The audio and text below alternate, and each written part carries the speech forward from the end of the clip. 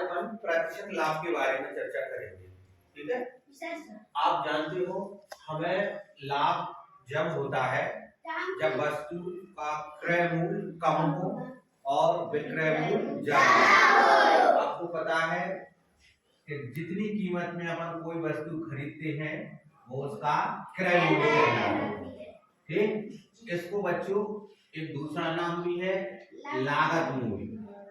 लागत मूल्य जैसे अपन यहाँ देखो कहते हैं हमारी इतने की लागत लगी, हमारी इतनी रकम लगी इसमें, तो ये उसमें जो लागत मूल्य है क्रय मूल्य, इसमें आपकी मरम्मत भी सम्मिलित होती है। मरम्मत होती है, खर्चा, ये सब आपका काय में आता है लागत मूल्य में। यानी लागत माने फिर आ जाएगा वो क्रय मूल्य में। ठीक बेटा, जैसे मान लो लखनऊ से अपन कोई गाड़ी लाए, ठीक, लखनऊ से अपन ने कोई गाड़ी खरीदी, ठीक, या कोई सामान खरीदा, तो मान लो वो सामान, मान लो लखनऊ से हमने कोई सामान खरीदा 40,000 रुपए में। कितने में? 40,000 रुपए में खरीदा। ठीक, कोई सामान या कोई अच्छा सा अपन ने वीआईपी कोई चीज ली और यहाँ मतलब दूसरी दिल्ली तक ले जाने में उसका भाड़ा लग गया अपना कितना? 1,000। ठीक है, तो ये क्या हो गया? खर्चा। ठीक है, ये खर्चा। तो ये इसी तो हम ये कहेंगे कि हमने जो वस्तु खरीदी वो कितने में? 41,000 का माना जाएगा उसका क्रय मूल्य, क्योंकि जो खर्चा लगा है वो अपने को लगा है, किसी को नहीं दिया। या ऐसे दूसरा खर्चा हो गया, ठीक है, मरम्मत। मरम्मत माने उसकी रिपेयर है, टूट फूट हो गई। जैसे मान लो मैंने कोई पुराना घर खरीदा कुछ समय के लिए, मैंने वो घर खरीदा 80,000 रुपए में। कितने में? 80,000 में। ठीक, अब उसकी रंगाई पुताई, कहीं कुछ उखड़ा था, सीमेंट में डेंटिंग पेंटिंग, खिड़की टूटी थी, दरवाजा टूटा था, उन सबको ठीक कराने में मुझे 20,000 रुपए लग गए। कितना लग गया? 20,000 रुपए। तो आप देखो ये जो मरम्मत है, ध्यान से समझना, मरम्मत किसकी कराई मैंने? घर की। तो क्या ये पैसा किसी दूसरे ने दिए? तो खुद के मेरे लगे, मेरे लगे ना। तो 80,000 में खरीदा था और 20,000 उसमें क्या हो गया? खर्चा। तो जो क्रय मूल्य पूरा हो जाएगा 1,00,000। कितना हो जाएगा? 1,00,000। क्योंकि ये खर्चा भी तो हमारे क्या था। तो आपको ध्यान रखना जो मरम्मत या खर्चा होती है वो क्रय मूल्य में जुड़ जाता है। ठीक है, आप क्रय मूल्य हो गया, और जितने में हम कोई चीज बेचते हैं वो उसका विक्रय मूल्य कहलाता है। कितने में बेचते हैं, ठीक है। जैसे मैंने कोई वस्तु खरीदी तो मैं कौन हो गया? खरीदार। कौन हो गया बेटा? खरीदार, यानी जो खरीदता है। तो खरीदार को क्रेता भी कहते हैं, क्रेता। ठीक, एक होता है खरीदार, एक होता है बेचने वाला, जिसको इंग्लिश में क्या कहते हैं? सेलर। बेचने वाला, तो बेचने वाला कहलाता है विक्रेता। खरीदने वाला क्रेता, बेचने वाला विक्रेता। ठीक, अब हम आते हैं मूल बिंदु पर। एक प्रतिशत लाभ समझना है। प्रतिशत आप जानते हो प्रत्येक 100 पर।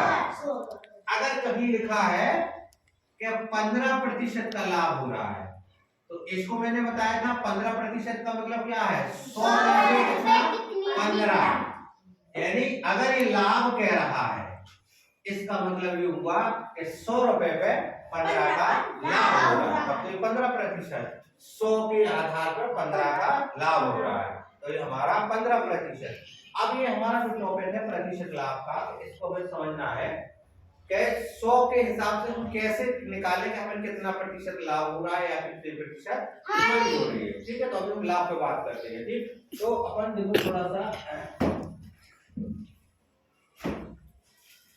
चलिए चौगला ना बेटा, इसमें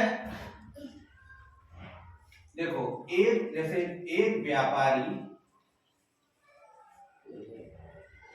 कोई वस्तु, कोई भी वस्तु है या पलंग या कुछ भी, कोई वस्तु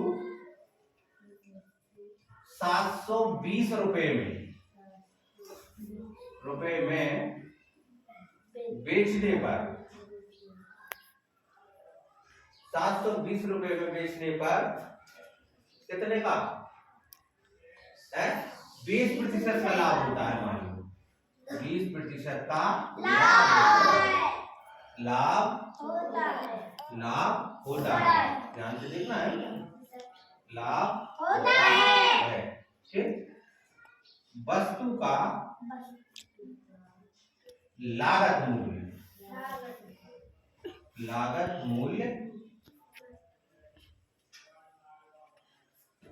क्या होगा? वस्तु का लागत मूल्य क्या होगा? ठीक है, वस्तु का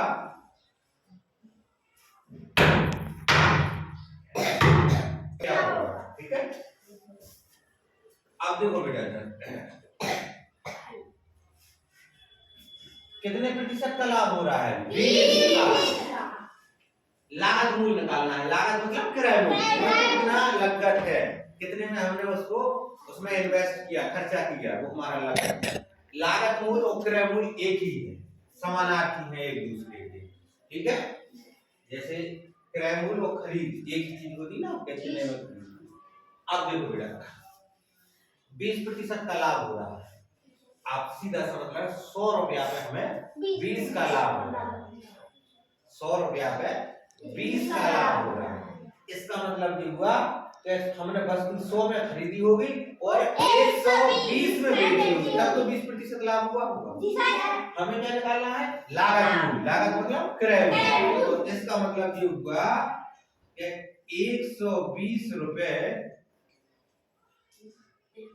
विक्रय मूल्य है, तो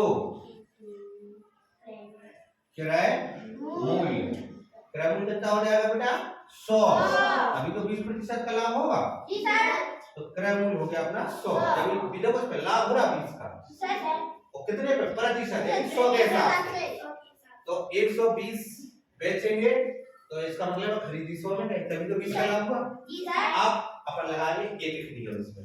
अगर 1 रुपया विक्रय है, क्या है?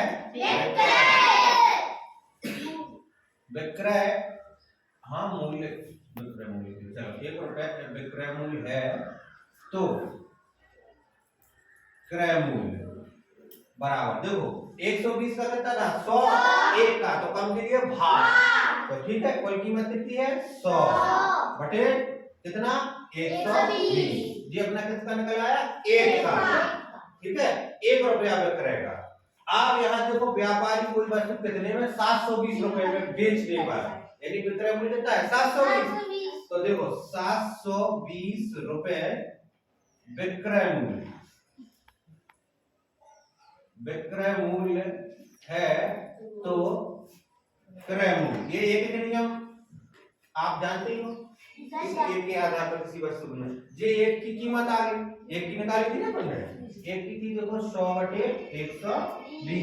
अब अपन को कितना का निकालना है? 720 का, यानी ज्यादा का। तो ज्यादा के लिए क्या होता है? गुणा, है ना। जैसे 1 किलो आलू का मूल्य 10 रुपया, तो 5 किलो का 10 गुणे 5 कर देते हैं, 10 पन्ना 50 रुपया। ठीक ना।